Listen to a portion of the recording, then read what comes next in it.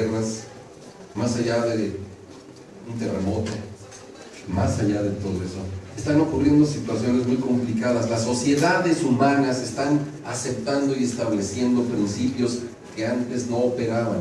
Están abriéndose puertas para nuevos conceptos e ideologías extrañas que están entrando en la sociedad, que ya están y se están manifestando incluso en las leyes, y creo que sabes cuáles estoy hablando, son muchas.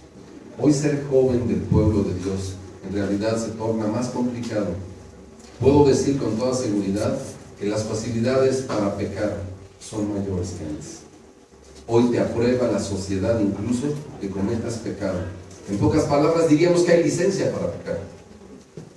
Y te aplauden si lo haces. Todo esto deja ver que hay una fuerte influencia. El mundo siempre ha tenido una fuerte influencia sobre el pueblo de Dios.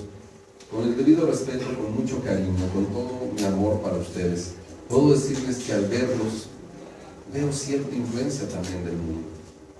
Ciertamente les felicito por venir, y si vinieron aquí es porque quieren aprender y superarse.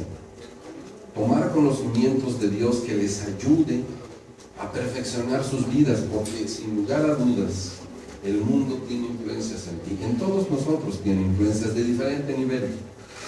Hay influencias del mundo positivas, cosas que tiene todavía buenas el mundo. No podemos negar porque estás estudiando en escuelas y universidades del mundo. ¿Por qué? Porque tienen algo que ofrecer que es bueno. Si no, no estarías allí. Ni tampoco el ministerio te lo permitiría. Hasta el día de hoy decimos adelante. Sin embargo, hay otro tipo de cosas, prácticas, costumbres, ideologías que se están moviendo en la sociedad y en los diferentes grupos y organizaciones que la conforman, de tal manera que esa influencia está llegando a ti. Esas influencias se dejan ver en nuestros hábitos de vestirnos, en ideologías, en formas de hablar, en formas de pensar, etc.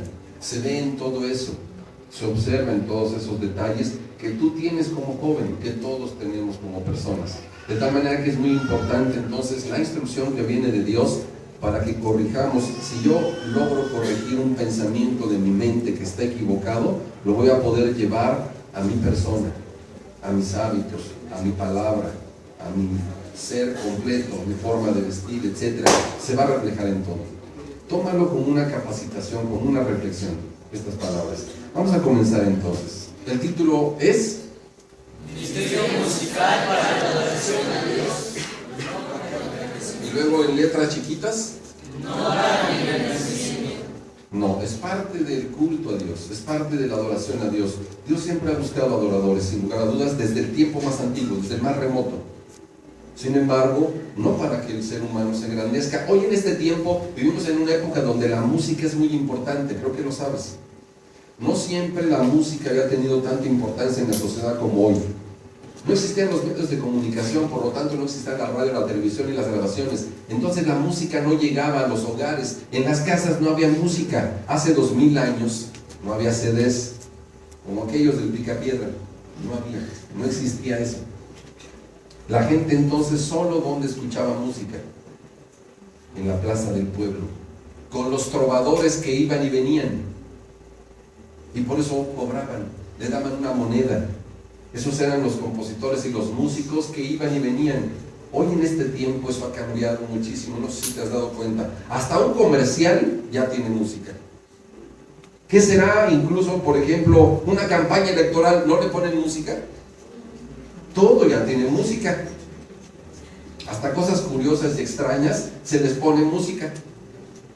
Ideologías de pecado les ponen música. No sé si lo has visto, has escuchado canciones en el mundo terribles que dicen cosas pésimas, se les pone música. Vean qué tan importante entonces la campaña de una empresa, de un político, etcétera, se le pone música. Vivimos rodeados de la música, fuertemente influenciados por la música. Se utiliza como un sistema educativo. ¿No has visto cómo para aprenderse las tablas de multiplicar hay CDs que les ponen música? A lo mejor fuiste de esa época que les pusieron música y te las aprendiste así con una tonadita, porque se sabe que la música tiene un efecto de aprendizaje muy fuerte, muy importante.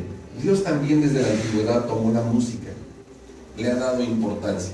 Bien, entrando entonces a nuestro tema, tenemos un objetivo. El objetivo de este lado, ¿quieren leerlo por favor? Identificar la actitud de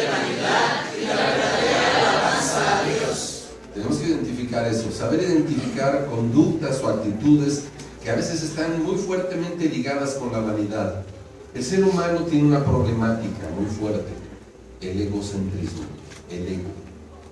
Todos los humanos queremos reconocimiento, todos buscamos algo de eso, pero hay personas que pierden la medida y entonces tienen un apetito totalmente desmedido de ser aplaudidos, reconocidos, cargados en hombros, etc. Y esto también se ve en los grupos religiosos. Mi hermano diácono, hermano Ignacio Hernández, al empezar esta reunión daba algunas palabras. Allá en los grupos que se dicen cristianos, ¿cómo es el tema de la música? Termina el grupo musical y ¿qué hace el público que está ahí? Les aplaude. Ah, caray, no, que la alabanza era para Dios. ¿A quién le terminan dando el tributo? Y no sé si has visto la premiación de esas personas, porque ya tienen su concurso donde los premian, no sé si sepas eso. Así como el Billboard, no sé si se pronuncia correctamente así, hay una fecha del año, un festival, donde dan premios a los mejores expositores por sus ventas, por sus composiciones, etcétera, en el mundo. Habla hispana, ¿sí? Lo hacen en el mundo y bueno, aplauden, se regocijan aquellas personas en ese lugar. Bueno, pues también los grupos religiosos hacen eso. ¿Y cómo van a la reunión esos grupos religiosos que se dicen seguidores de Cristo? Si no has visto cómo van vestidos, no tienen nada que ver con Cristo, absolutamente nada. Se deja ver cómo se derrama en abundancia la vanidad, la altivez. Son ellos el centro de todo. Ganan mucho dinero, déjenme decirles, a la venta de sus discos. Les dan hasta su disco de oro y su disco de plata por sus ventas. Es decir, están imitando al mundo totalmente. Eso no es nuestro Dios. El pueblo de Dios jamás ha tenido esas características. Por eso es este tema también, que lo reflexionemos. Pasamos al siguiente. Ahí aparecen unas imágenes. ¿A quién va dirigido este tema? A todos. Pero ahí se dejan ver, no sé si la luz nos lo permita, se dejan ver algunas actitudes. ¿Qué actitud identifican? Vanidad. Vanidad. Yo soy el centro. Se me va a dar a mí el reconocimiento y el aplauso. A veces he escuchado a algunos jóvenes que dicen que se pasa al frente y tuvieron sus 5 minutos de fama. Y con eso ya me voy feliz a mi casa. Cuidado con todo eso. Hay que tenerle mucho cuidado a ello. Es algo muy fuerte que está en el ser humano y debemos de preverlo nosotros. Seguimos. ¿A quién va dirigido? Va dirigido, y pongo aquí 5 conceptos. 1, a los músicos de cada localidad. Aquí hay músicos, levante su mano, rapidísimo. Músicos de su localidad, gracias. A los cantores, sea del coro, de grupos musicales, levante su mano, ¿quiénes son quienes participan en coros? Gracias. A los directores de culto de alabanza, también levante su manita, gracias. A quienes interpretan cantos especiales frente a la iglesia en los números especiales, ¿quién lo hace? Solo por grupo. Pues solo lo hicieron todos. Tendrían que levantar las manos todos, porque todos lo hicieron. A los compositores de cantos de alabanza, ¿quién compone cantos? También hay varias manos. En pocas palabras, a todos, porque todos nos vemos involucrados en algún momento en la alabanza a Dios y pasamos al frente y decimos algunas palabras y exponemos algo. Va dirigido a todos nosotros este tema. Es importante que lo reflexionemos. Seguimos. Como una introducción, para empezar con una introducción, y voy a pedirles que preparen su Biblia, preparen las Sagradas Escrituras. ¿Sí? Prepárenla todos. Tengámosla, la vamos a ocupar. Trajiste tu himnario, trajiste tu volumen de las Sagradas Escrituras. En el caso de las mujeres, traen su velo. Todo esto es parte del culto a Dios. Es parte de la vida de fe de los hijos e hijas de Dios. Bien, vemos entonces con unos antecedentes, son varias citas. En total son 5 citas las que tengo aquí. Voy a pedir que se prepare, que esté listo ya con ellas. Y bueno, se ponga de pie, entre más rápido lo haga, quien lo haga, vamos a ir leyendo. Primero, ¿tenemos antecedentes en Israel con respecto a la música, con respecto al canto, con respecto a la composición? Sí, sí lo hay. Vamos a verlo así de rápido, muy velozmente. Primer libro de Crónicas. Quien lo tenga, póngase de pie, la lectura. Ahí están las citas. Me puso delante del arca de Jehová ministros de los levitas para que recordasen y confesasen y lo hacen a Jehová, Dios de Israel. Asaf, el primero, el segundo después de Zacarías, Jehiel, Semiramot, Jehiel, Matías, Eliab, Benaías, Obed-Edom y Jehiel, con sus instrumentos de salterio y arpas. Asaf hacía sonido con címbalos. Benaías también y Jahaziel, sacerdotes continuamente con trompetas delante del arca del pacto de Dios. 41, versículo 41. Y con ellos Emam y Jedutun y los otros escogidos declarados por sus nombres para practicar a Jehová, porque es eterna su misericordia. Amén. Fíjense, aquí se mencionan muchos nombres de personas que participaban como músicos, es decir, en la época del rey David no había 3 ni 4, eran decenas de personas. Él los organizó, aunque esto venía de más atrás, él realmente fue un organizador de cosas que ya venían sucediendo en el pueblo de Dios, en Israel, de tal manera que vemos músicos, nombres aquí, Asaf, Emán, Jedutum, grupos del mundo se han puesto esos nombres, tal vez incluso te has dado cuenta de eso. Hay grupos, hay un cuarteto de voces muy singulares entre los adventistas y el grupo se llama Emán y cantan haciendo juegos de voces, a capela incluso. Fíjense cómo tomándose esos conceptos de músicos que estaban en el pueblo de Dios, vemos entonces confirmado que efectivamente siempre ha habido en el pueblo de Dios gente ocupada en la alabanza. Desde la perspectiva de la música, instrumentistas, varios de ustedes están estudiando música, levanten su manita. ¿Quiénes están estudiando música en forma profesional? Varios de ustedes, incluso están, creo que mi hermano Julio está, ¿dónde? En Bellas Artes, en la Facultad de Música. Estamos hablando ya de niveles muy importantes, ¿no?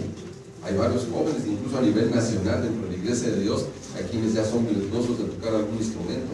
Me da mucho gusto todo eso, y es importante ubicarnos en este tema. La siguiente cita, un poquito atrás, capítulo 15. Una señorita, así rápido.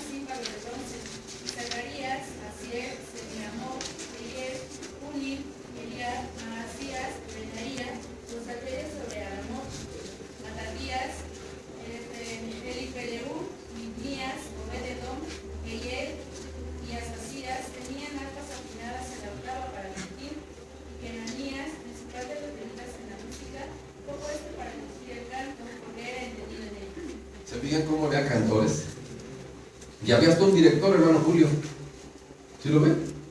Y había especificaciones para afinar a la octava. El hermano creo que lo entiende perfectamente de qué se está hablando, ¿no? Yo a lo mejor me doy una idea. Esto implicaba entonces una preparación musical y de voces. Sería hermoso poder escuchar ese coro que no eran 5 voces, eran decenas de voces y decenas de instrumentistas. Sería hermoso escucharlos alabando a Dios ahí en el santuario. Se ha de haber oído impresionante, hermanos. Hay varios escritores, comentaristas que dicen, eso se ha de haber escuchado de veras impresionante. Y además composiciones nada menos que del rey David, con la música y letra original. Ha de haber sido muy, muy hermoso. Entonces veamos estos antecedentes que estamos en este momento mirando. Sí, Dios se ha provisto de diferentes capacidades y dones para la música, para el canto. Ahí habla de que eran entendidos en música, es decir, no eran improvisados. Yo hoy vi en ustedes destrezas, sorprendentemente hubo destrezas, se organizaron, como decía mi hermano Ciel, ¿sí? Se prepararon, ¿no? Y de una manera repentina ya tenían un trabajo. Ahora si dedicáramos unos cuantos meses de preparación, ¿qué tal?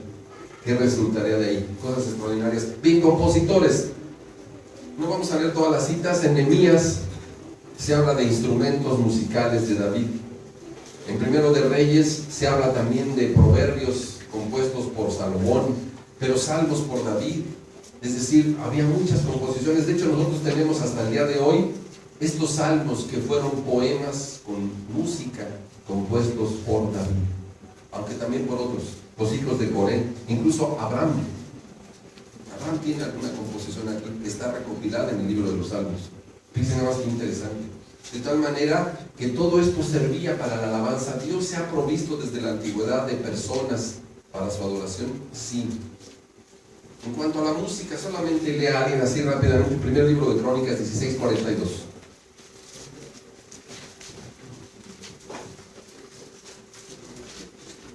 Léalo en voz alta. ¿Qué dice ahí? Con ellos Aimán y Jedutún, con trompetas y címbalos para tañer, y con otros instrumentos de música de Dios, y a los hijos de Dios de Jedutún por porteros. Aparece una frase entonces en este versículo. ¿Cuál es esa frase que aparece en este versículo? Música de Dios. Hay música para Dios y música que no es para Dios. ¿Cuál es la que más abunda? La que no es de Dios. En la mente de la gente, de las personas, de los compositores del mundo, ¿está Dios? No, sus composiciones no giran al respecto de ello. Giran de otros temas. En nosotros, ¿qué es lo que está en nuestro pensamiento? Este libro de cantos, el himnario, ¿qué contiene? ¿Para quién? Los hermanos que lo compusieron, y seguramente ustedes se han dado cuenta que hay composiciones hermosas, de hermanos que incluso no tocan instrumentos. Él no toca el instrumento, lo compuso ¿cómo? Impresionante, ¿no les parece? Impresionante. De verdad, uno ve entonces cómo Dios ha repartido su espíritu, y de esos frutos de ahí, de la vida de cada uno de aquellos creyentes, han surgido esas composiciones. Es decir, hay música de Dios. Hermano, tenemos que ubicarnos que todos nosotros, en esa lista que yo puse, no solo el director de culto, el compositor, el músico y el cantor, sino todos los que participamos de la alabanza a Dios, nos estamos moviendo en el ambiente de la música de Dios. La música que es para Dios. A mucha gente le parece extraño que nosotros siempre estemos hablando de la Biblia, de Dios y de la iglesia y de los hermanos. ¿Les parece extraño eso? ¿Sí? ¿Te lo han dicho alguna vez? Probablemente te han dicho eso. Tú siempre hablas de Dios. Pues es que es nuestra vida, realmente. Y es la decisión que también hemos tomado. Bien, vamos a ver 2 puntos solamente. Pasamos a la siguiente. Un primer tema es este. ¿Qué dice ahí, mis hermanos, de la parte posterior, de la puerta para atrás? ¿Qué dice esa frase? El propio engrandecimiento. Hay personas que buscan su propio engrandecimiento. Eso es lo que les mueve sobre todas las cosas. Es lo más importante. Sucederá en el ámbito de los ministros. También ocurrirá. Habrá habido ministros que buscan su engrandecimiento. Sí lo ha habido, lamentablemente. Sí lo ha habido. Personas que buscan ser reconocidas sobre todas las cosas. Es lo que más les interesa. Y eso sigue operando quizás hasta entre nosotros. Alguien que pasa, que quiere estar en la música, ¿para qué? Para ser visto y reconocido, para ser aplaudido y admirado. A veces pasa en el joven que quiere pasar al frente para que la señorita lo vea, o viceversa. La señorita pasa como si fuera esto una plataforma, ¿cómo se llaman esas? Pasarelas, y entonces el joven la ve. Mira, me queda claro que aquí está tu futura esposa y tu futuro esposo. Probablemente aquí, en este lugar, algunos van a ser esposo y esposa. ¿Sí? Me queda claro eso. Sí, me queda muy claro. Pero hay que tener cuidado con este tema, con estar buscando esta situación. Hay que tenerle mucho cuidado. Vamos a ir adelante. Seguimos, siguiente diapositiva. Primero, el objetivo de estas personas que buscan engrandecerse a sí mismas, su objetivo no es Dios. Vamos al Salmo capítulo 10, versículo 4. Alguien que busque Mateo capítulo 6, versículo 2. Necesito de su asistencia para buscar estas citas, porque tenemos también un tiempo determinado. Voy a leer el capítulo 10 del libro de los Salmos, en el versículo 4. Dice de esta manera: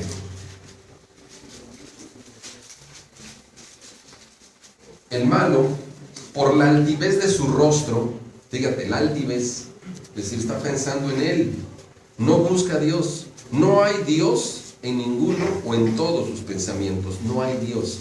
Es decir, cuando está buscando hacer algo, un momento de alabanza, no está pensando en Dios, está pensando en sí mismo.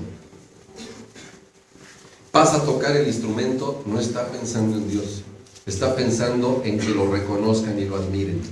Eso es lo que nos está diciendo este pasaje. ¿Qué dice entonces Mateo 6:2? Léalo a alguien en voz alta. Cuando pues haces limosna, no hagas tocar trompeta delante de ti, como hacen los hipócritas en las sinagogas y en las plazas, para ser estimados de los hombres. De cierto os digo que ya tienen. Fíjese lo que dijo el Señor Jesucristo de los fariseos. ¿Qué hacían? En las plazas. ¿Por qué en las plazas? Porque hay mucha gente. Es donde se junta la gente. ¿Qué hacían cuando iban a dar limosna? O cuando iban a hacer algo bueno para otra persona. Tocaban, hacían que se tocara trompeta para que todo el mundo volteara y dijeran: qué bueno es esa persona. ¿Ya viste qué hermosísima persona? Se desprende de sus bienes. ¿Y cómo se sentía el otro? ¿Lo hizo por beneficiar, para glorificar a Dios, o lo hizo para que lo aplaudieran? Dice el Señor Jesucristo: les digo que ya obtuvieron lo que querían, alimentar su ego, pero delante de Dios no sirvió nada. No hicieron nada absolutamente. Fíjense que eso tenemos que ser muy conscientes de ello, hermano joven. Estar muy alertas a todo eso. También esa actitud, lamentablemente, la actitud de altivez, de buscar el ego, de buscar que me aplaudan a mí, lamentablemente se propaga. En el libro de los Proverbios, en el capítulo 30, en el versículo 13, acompáñenme a leer esta porción de la Escritura. Dice de esta manera: hay generación cuyos ojos, ¿cómo son? Y sus párpados, ¿cómo son? A ver, pongan unos párpados alzados. Estos son los párpados alzados.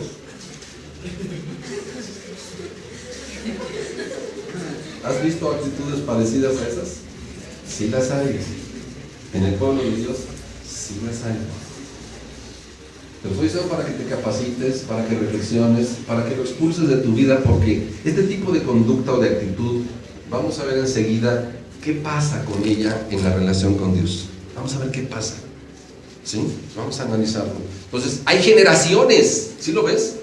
Ya no son dos personas, estamos hablando de generaciones, es decir, se multiplica y entonces todo el mundo busca alimentar su ego y que le aplaudan. Estamos viviendo una época donde los músicos, ¿qué son? ¿Qué hacen? ¿Sí los has visto? Ese tipo de personas les encanta el aplauso. De hecho, dice que viven del aplauso. No solamente en el sentido del dinero, literalmente viven del aplauso. El día que no les aplauden se deprimen. Viven del aplauso, alimentan su ego todo el tiempo. Cuidado, se ensoberbece la gente a raíz de esa experiencia.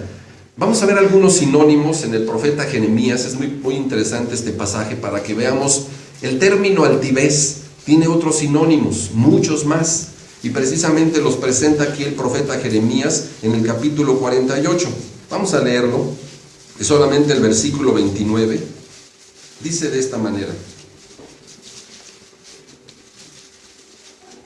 como es de las Biblias recientes, está un poquito todavía pegada y me cuesta. Discúlpenme que haga esto. Ayúdenme mejor. 48 no quiere despegar esta hora. 48, 29. Oído hemos la soberbia de Moab, que es muy soberbio, su hinchazón y su orgullo y su altivez y la altanería de su corazón. ¿Sí vieron cuántos términos? Soberbia. Es muy soberbia. Hinchazón. Y no es porque tome sal y se le hinchen las piernas, ¿eh? ¿Por qué dice hinchado? Ahorita se los explico. Orgullo, altivez y altanería de su corazón. ¿Por qué dice hinchado? Yo algunas veces había leído este versículo y decía: ¿por qué hinchado si no se trata de una enfermedad? ¿Por qué hinchado? Pero un día lo descubrí. Un día fui al Politécnico. A lo mejor alguno de ustedes conoce Zacatenco. Fui a Zacatenco, fui a un centro que se llama el Sinvestab. Incluso algunos hermanos trabajan ahí, hermanos de la iglesia. Fui al Sinvestab y me estacioné. Y de pronto sale de ahí de los edificios. Es una zona donde existen pues muchos investigadores. son personas que tienen estudios de posgrado. Es decir, no solo estudiaron la ingeniería o la licenciatura, estudiaron maestría, estudiaron doctorado o doctorados y todavía posgrados posteriormente. Es decir, tienen una preparación académica en una cierta línea impresionante, la verdad. Es una realidad. Y esta persona joven sale de esa zona de investigadores. Voy a bajarme para que vean cómo salió. ¿Sí? Abrió la puerta, salió así. No les miento, salió así. Quite su carro.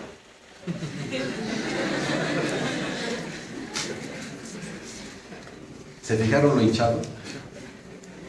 La persona tiende a sacar los brazos porque quiere aparentar algo más. Es un efecto psicológico, lo han estudiado los psicólogos. Y es un problema de su personalidad. Quiere ser visto y reconocido y aplaudido y visto como superior. Tiene un serio problema interno de inseguridad enorme. Y por eso hace esto. Y por eso la Escritura dice hinchazón. Porque así se comporta. Está hablando de conductas. Si tú te fijas, está hablando de conductas aquí que tienen que ver con esto. Y a veces estamos nosotros cayendo en ello y no somos conscientes. Y estamos tomando actitudes de altivez, incluso en cosas que son buenas, la alabanza a Dios. Pero a Dios le interesa nuestra actitud y nuestro corazón. Si ustedes se fijaron, al final dice altanería de su corazón. El problema entonces, ¿dónde está? En el corazón. Sinónimo de corazón en la palabra de Dios es conciencia. El corazón en las Sagradas Escrituras generalmente tiene que ver con la conciencia. Lo que viene del corazón es la conciencia. ¿Cómo está entonces la conciencia? En un problema, inflada. La persona quiere reconocimiento, hay fuerte egocentrismo en su ser. Cuidado con ello. Tenemos aquí entonces después una pregunta. Estamos hablando de la altivez. ¿Qué es ante Dios la altivez? Vamos a Proverbios, capítulo 22, capítulo 21, versículo 4.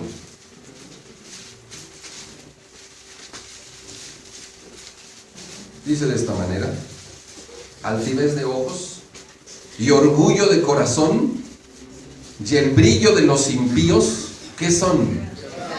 ¿Cómo lo ve Dios, hermanos? Esa conducta, porque es una conducta, pero es una actitud que surge de mi interior. ¿Sí lo ven? Eso que se manifiesta externamente, pero que surge del interior, ¿Dios lo aprueba? No, lo ve como pecado, lo reprueba Dios. Es una problemática enferma de la persona. No es una persona que está sana y que se está comportando adecuadamente, y Dios entonces tiene una relación hacia esa persona. Sí. ¿Cuáles son sus frutos? Miren, esa actitud, ¿qué frutos genera? Vamos a ver Proverbios, pero antes el libro de los Salmos. No pierdan Proverbios. Vamos a Salmo 138. Dice el versículo 6.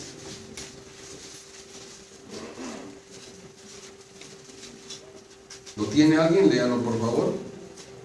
Porque Jehová es excelso y atiende al humilde, mas al altivo mira de lejos. ¿Qué pasa en mi relación yo-Dios si llego con altivez?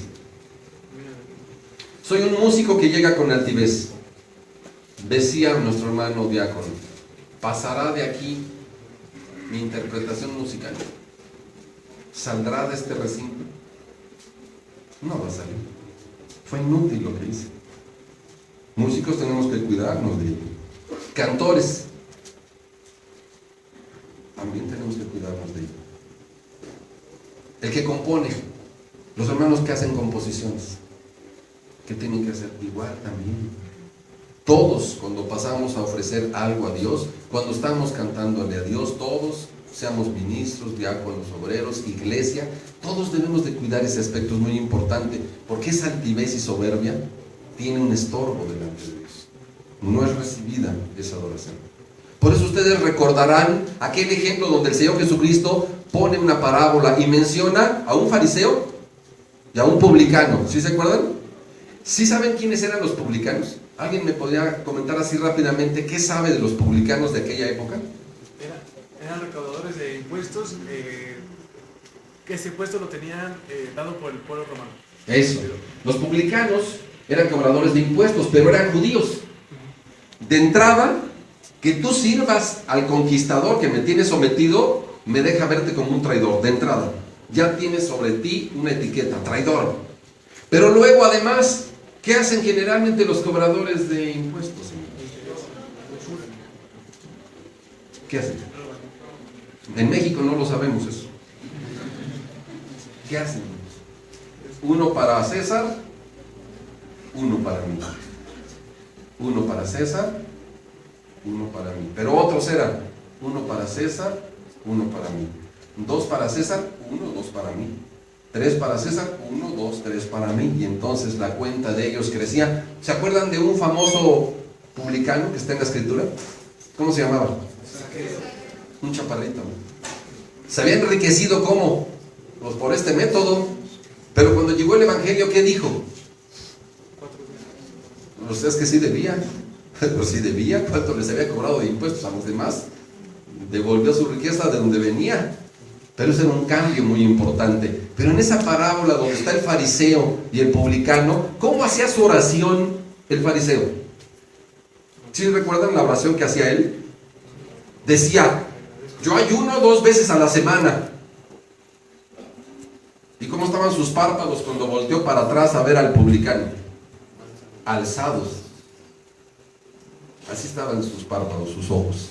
¿Y el publicano cómo estaba? Hasta atrás, en la fila de hasta atrás. Perdón, Señor. ¿Qué dice el Señor Jesucristo al final de esa parábola? ¿Cuál es la enseñanza?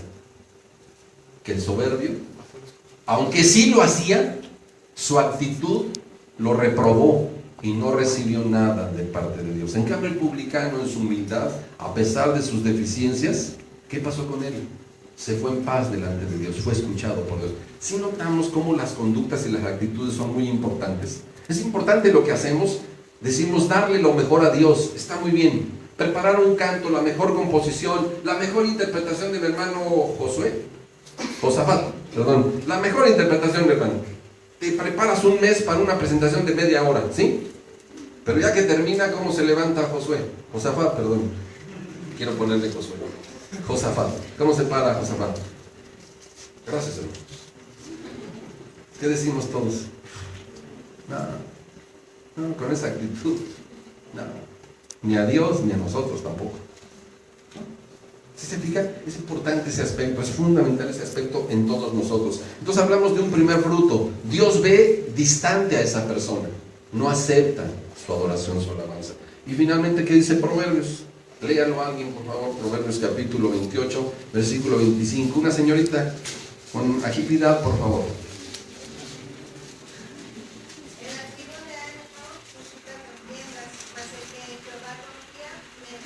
¿Se fija? Otro fruto de aquel que es altivo. ¿Qué pasa con esa persona? Como siempre quiere estar al frente y ser aplaudido y reconocido y ser el que manda y el líder de todo, ¿qué sucede? Entra en conflictos con todo el mundo. Yo mando, yo dirijo. No, eso no se hace así, esto es así. Siempre quiere estar luciéndose. Siempre quiere el reconocimiento de todos.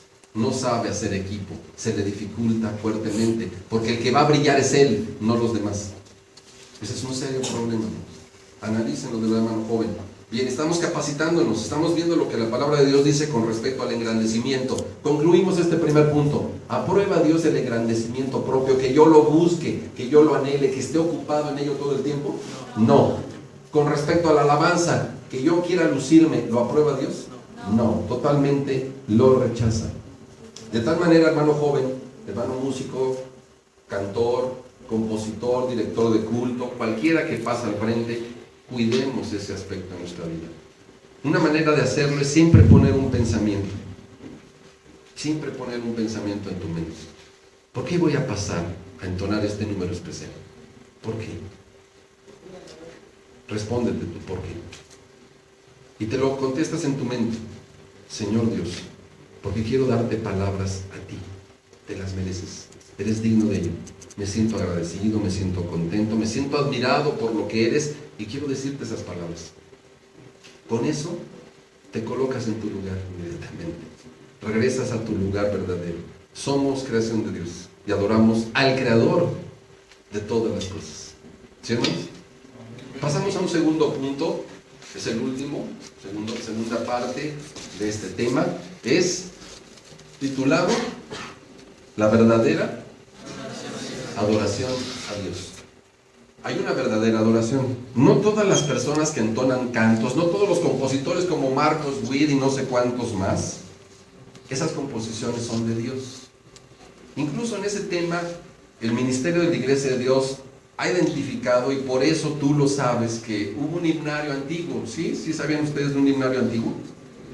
¿Cómo se llamaba ese himnario antiguo? Cantando con gracia.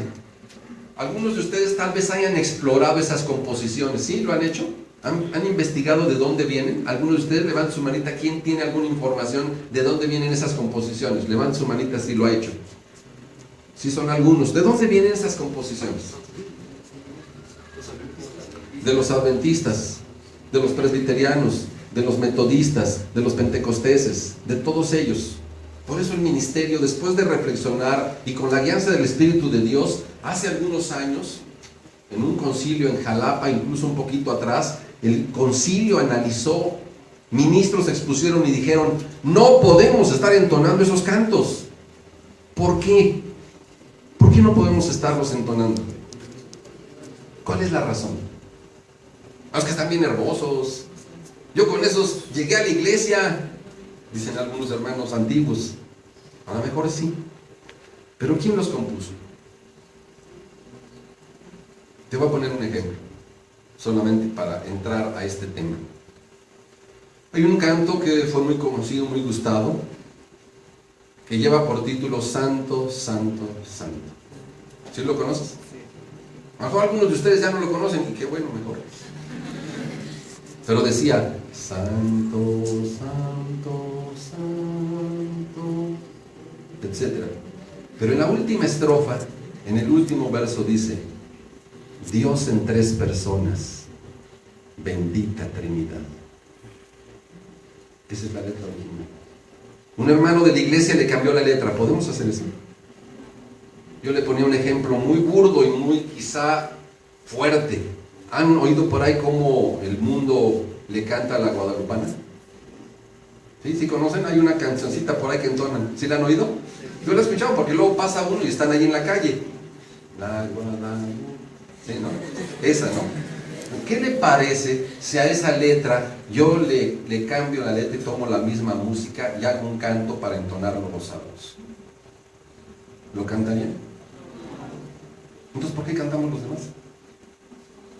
Cuando los compusieron gente que no era del pueblo de Dios, que no recibieron el Espíritu de Dios, que están hablando de doctrinas equivocadas, la Trinidad simplemente. La Iglesia de Dios no es trinitaria porque es una mentira esta doctrina. No creemos en ello porque el Espíritu Santo no es un Dios. El Espíritu Santo es el poder de Dios. Es algo que nos ha sido revelado, junto con otras muchas doctrinas. Sus cantos de estas personas hablan de que al morir, ¿a dónde se van? Más allá del sol. Hay un canto así muy hermoso en su música y dice: más allá del sol. Sí, porque me voy a ir con Dios. ¿Nos vamos con Dios al morir, hermanos? ¿Nos vamos al cielo, jóvenes? No. Los puntos de fe claramente dicen que Jesucristo viene a la tierra a reinar y que todos los que mueren son puestos en el olvido. ¿Dónde está Abraham? ¿Con Dios allá en los cielos? Está en el polvo de la tierra, esperando el día en que el Señor Jesucristo venga a la tierra y con ese poder lo levante y ese polvo cobre vida y sea transformado su cuerpo. Y entonces todos los que resuciten, dice Pablo en Tesalonicenses, y todos aquellos que vivan siendo transformados o resuciten unos y otros, recibirán al Señor para establecerse el reino. ¿Dónde? En la tierra. Es el reino milenial, lo sabemos, son los puntos de fe. Así cree la Iglesia de Dios. La doctrina de la Iglesia de Dios difiere profundamente de lo que dicen los diversos grupos religiosos. ¿Por qué tenemos que entonar sus cantos? Este fue un tema que se debatió en los concilios y que el concilio, en la guianza que Dios le ha dado, porque recuerden lo que dijo Jesucristo: y el Espíritu os guiará a toda verdad y os recordará las cosas. En algún momento algún ministro se equivocó e introdujo esos cantos. Fue un error, fue definitivamente un error, pero Dios en su paciencia y en su amor, incluso así nos sostuvo en esa paciencia, hasta que logramos entender que estábamos equivocados y lo echamos fuera. ¿Y qué nos dio Dios de regalo? su espíritu nuevamente. ¿Y de dónde vinieron las composiciones que hoy entonamos? Preciosas composiciones, hermosas composiciones, increíblemente de hermanos que ni estudios de música tienen. ¿Sí lo sabías? Yo estaba investigando un poquito, que estoy trabajando en esa área juntamente con otros hermanos de la comisión revisora del himnario, y hemos empezado a ver historias de hermanos ancianos, algunos de la sierra, que fueron los que compusieron, hermanas que ni música saben, y nos mandaron unas melodías increíbles. Uno la escucha y dice: qué bárbaro, ¿qué es esto? La presencia de Dios que los movió. ¿Para qué? Para que la iglesia de Dios, y sobre todo ustedes, esta generación y las que vengan, ya no tengan que tomar para la adoración de Dios incienso extraño. ¿Se acuerdan del incienso extraño? 2 hijos de... ¿quién? De Aarón, nada menos. Del gran sacerdote. 2 hijos de él. Se les ocurrió, por iniciativa propia, en la fórmula del incienso que se presentaba en la adoración a Dios, presentar cambios a la fórmula. Y presentaron su ofrenda. ¿Qué pasó? ¿Quién sabe lo que pasó?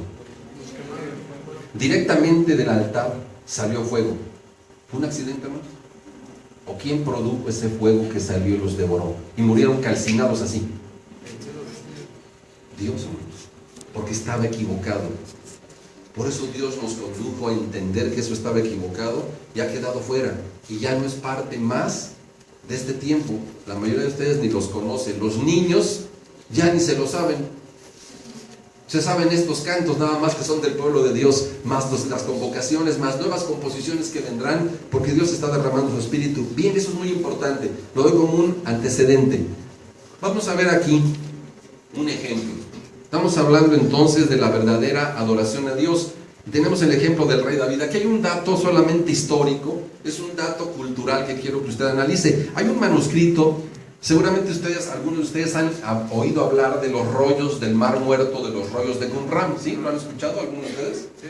Bueno, esos rollos de Qumran, pues usted sabe, se refieren a las escrituras, son los manuscritos casi más antiguos, originales o copias de los originales que se han encontrado. Se encontraron en Jerusalén, muy cerca, en las cuevas de Qumran, en el Mar Muerto. Ahí se encontraron un escrito que se llama, ¿cómo se llama este escrito?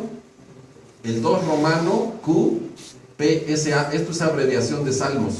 Salmos en latín o en griego. Bueno, en este manuscrito hay una nota que es muy antigua, porque estos manuscritos aproximadamente, los más antiguos son del año 300 antes de Cristo. Los manuscritos del Mar Muerto, los más antiguos, figúrese de qué época son. Algunos son del año 10 antes de Cristo, del año 10 después de Cristo, son de esa época. Bueno, en una de esas notas dice que las composiciones poéticas, ¿me ayuda a leer? De David. Dice, ¿cuántas alabanzas? Luego,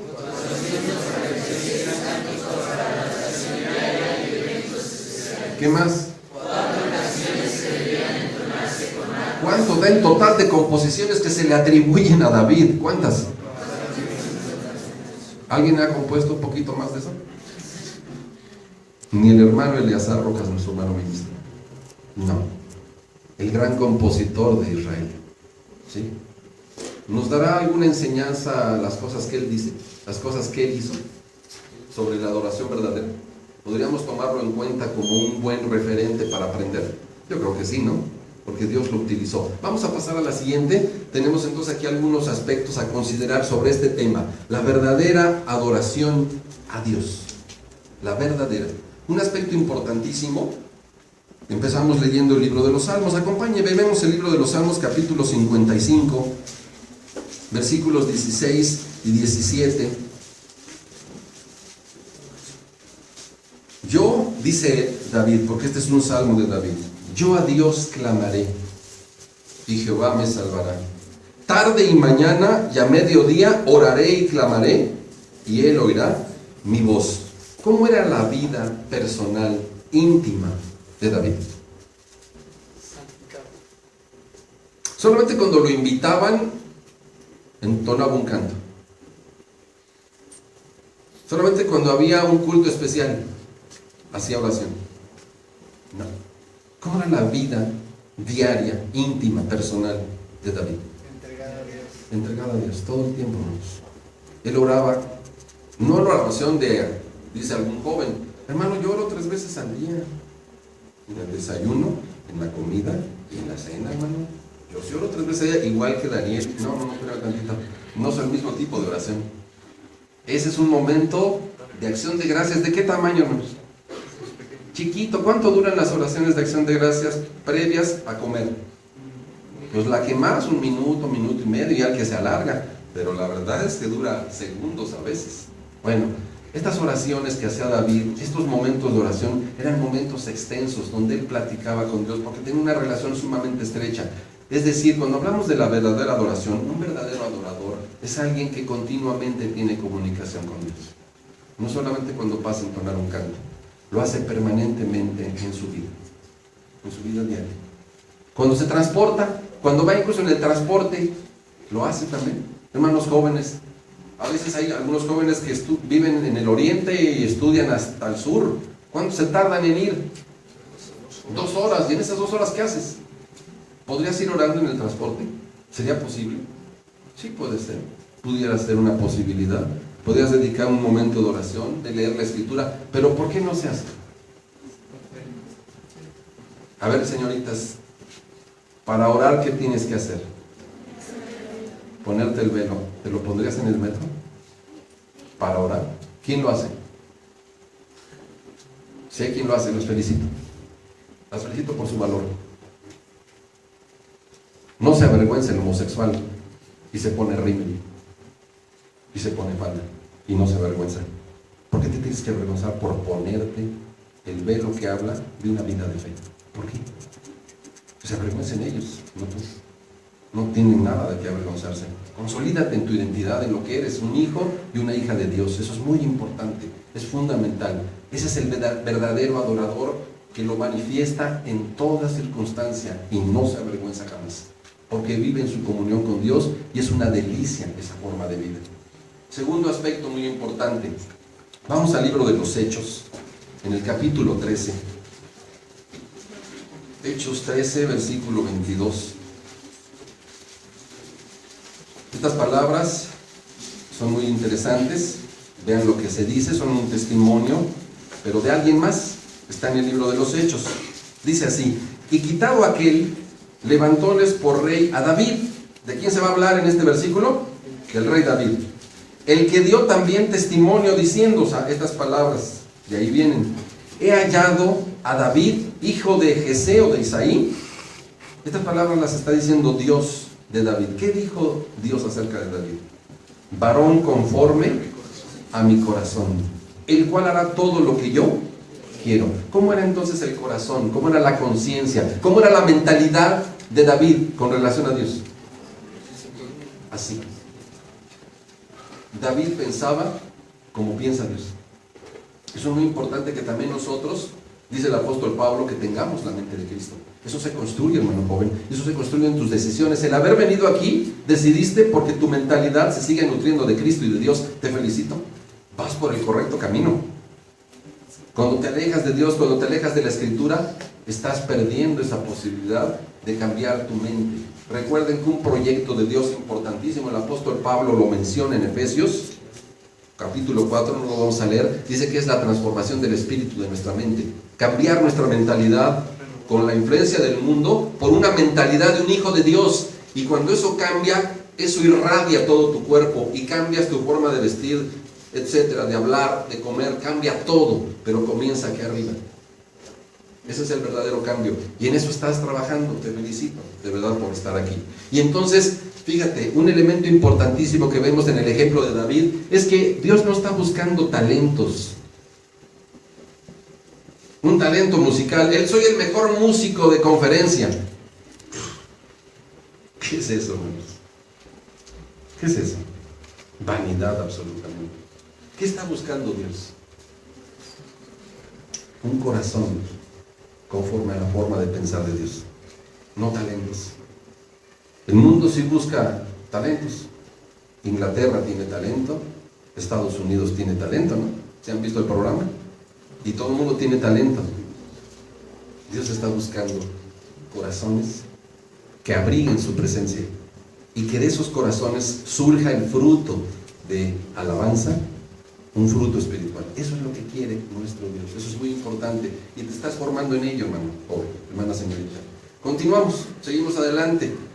Ayúdenme por favor, hay dos citas, un joven y una señorita, que busquen primer libro de Samuel, capítulo 15, y por otro lado Proverbios, capítulo 21. Así rápidamente. Samuel dijo: tiene Jehová tanto contentamiento con los holocaustos y víctimas como en obedecer a las palabras de Jehová. Ciertamente el obedecer es mejor que los sacrificios, y el prestar atención que el cebo de los carneros. Ahí hay una conclusión de Samuel, del profeta Samuel, y eso es un principio moral y espiritual importantísimo, esas palabras que dijo Samuel, y son reiteradas por Salomón. Vean lo que dice Proverbios capítulo 21. Hacer justicia y juicio es de Jehová, más agradable que sacrificio. ¿Coinciden las dos ideas? Son la misma. Es decir, ¿qué es más importante, la alabanza o la obediencia, hermanos jóvenes? Puedo traer el canto más hermoso con la voz más prestigiosa, educada y afinada, pero si no soy alguien que vive en la justicia de Dios, es vano totalmente lo que hice. No obtengo nada, más que igual que aquel fariseo. Ya obtuvieron lo que buscaban, el aplauso y el reconocimiento humano, pero de parte de Dios no hay nada. ¿Tú qué buscas, hermano? ¿Que te reconozca el hombre o que te reconozca Dios? ¿Qué buscas? ¿Qué estás buscando? Lo del hombre es efímero, es vano, ¿no? Se va. Así como hoy te pudieron aplaudir, a lo mejor mañana ya no. El ser humano a veces da la espalda. Dios jamás. Cuando somos íntegros a Él, el Señor siempre nos sustenta, siempre nos sostiene. Entonces es más importante obedecer. Hay un orden. ¿Quieres alabar a Dios con todo tu corazón y que el Señor escuche tu alabanza? ¿Por dónde comienzo? Por obedecer a Dios. Es lo primero. Obedezco a Dios. Si obedezco a Dios, ¿cómo va a ser mi alabanza? Y a lo mejor les pasa como a mí. Soy desentonado. Yo soy desentonado, no tengo oído musical. Y cuando de repente empiezo a entonar, dice a mi papá que toca un poquito la guitarra, dice mi papá, pues él le rasca, dice, medio le rasca la guitarra, dice, pero mejor que no lo oigan, porque ya cuando me vayan a cantar, pues todo desentonado. Bueno, pero si lo estoy haciendo en justicia, agradable a Dios, ¿cómo será ese canto a los oídos de Dios, hermanos? Dígame, ayúdenme. Hermoso, perfume. Pero una voz hermosa que no obedece a Dios, ¿cómo será? Abominable a Dios. ¿Sí? Ubiquemos las cosas, pongámoslas en su lugar. No estoy diciendo que no te prepares y te esfuerces para el aspecto musical, ¿no? No quiero desalentar al hermano Julio y dice, no, pues ya, tiro el arpa. ¿O qué estás estudiando, piano? Tiro el piano. No, mi hermano, no, sígale. Pero ¿qué es lo primero, hermano Julio? Exacto, eso es lo primero. Y entonces, incluso, yo pensaría, el hermano Julio debe tener capacidades para estar aprendiendo piano en la facultad, ¿no? ¿Sí? ¿Sí tendrá capacidades? ¿Aceptan a todos, hermano Julio? ¿Me aceptarían a mí con este oído de artillero? De esos que suenan los cañones. No, ¿verdad? No me aceptarían, no paso. El hermano sí pasó. ¿Por qué pasó? Porque debe tener cualidades.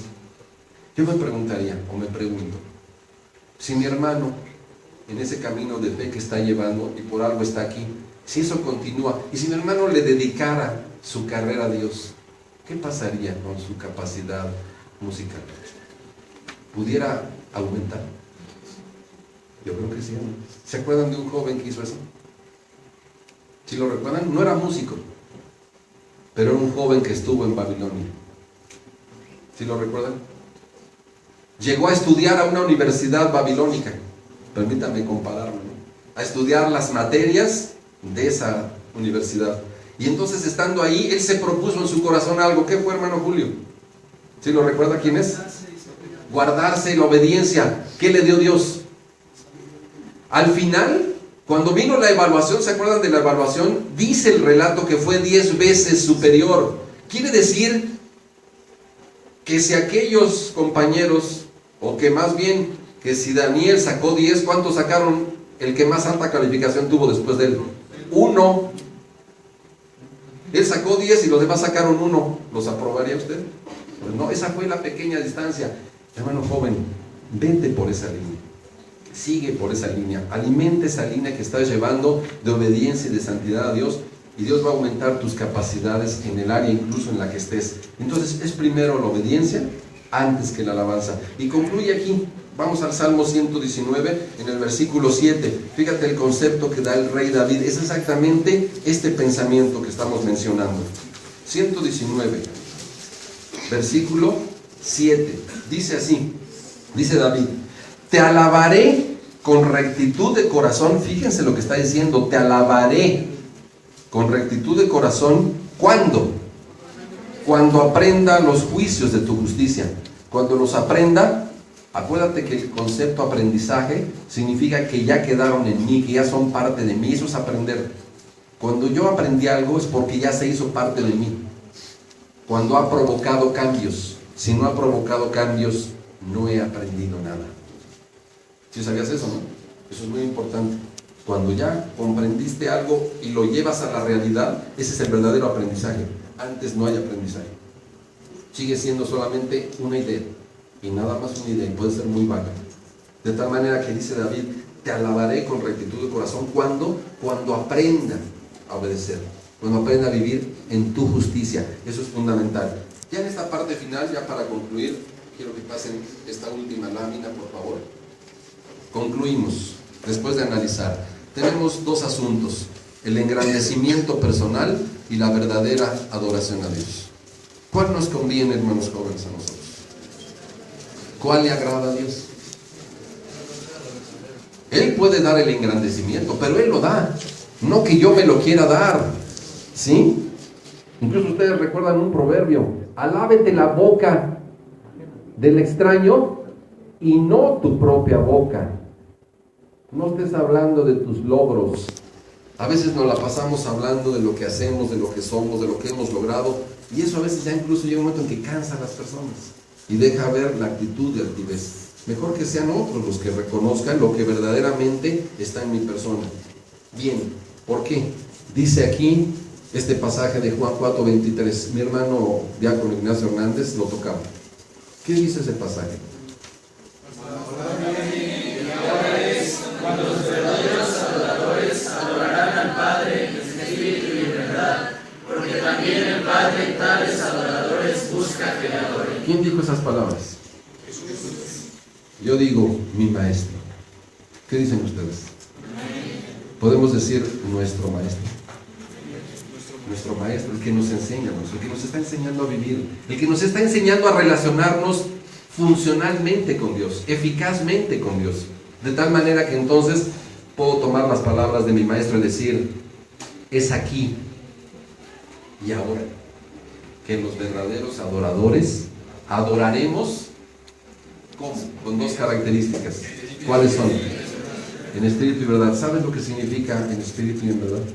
Número uno, que conoces la verdad de Dios, no la imaginación, no las doctrinas del mundo. ¿Qué doctrina tiene la iglesia de Dios? La verdad. Por eso somos tan diferentes, hermanos. Por eso guardamos el sábado cuando todos guardan el domingo. ¿Sí te has fijado? Todos hablan del cielo, todos. Aún el adventista, que aparentemente guarda el sábado, pero habla del cielo y de otras doctrinas. La iglesia de Dios no. ¿Por qué? ¿De dónde venimos, hermano joven? Esta iglesia en la que estás tú, en la que estoy yo, es la iglesia fundada por Jesucristo. Y no lo digo con altivez, lo digo de veras con alegría en mi corazón, con todo mi ser. Me siento dichoso, feliz de haber nacido en la iglesia de Dios, de que mis padres, Dios los haya visto y los haya traído del mundo para que conocieran y me educaran en ese camino, igual que tú. Es un privilegio, hermano joven. De tal manera que nuestro Señor, hablando de Dios, dice que Dios quiere verdaderos adoradores. Ya estás en la verdad. ¿Qué significa la palabra que sea en espíritu? ¿Qué quiere decir eso?